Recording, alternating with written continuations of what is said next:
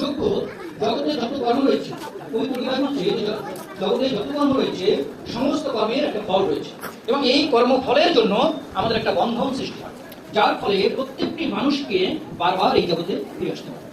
একমাত্র যোগ্য মানুষকে কর্মবন্ধন থেকে মুক্তি দিতে পারে, একমাত্র যোগ্য মানুষকে কর্মবন্ধন থেকে মুক্তি দিতে পারে। এই জন্য গীতার 18 অধ্যায়ের 5ম শ্লোকে বলেছে যোগ্য দান এবং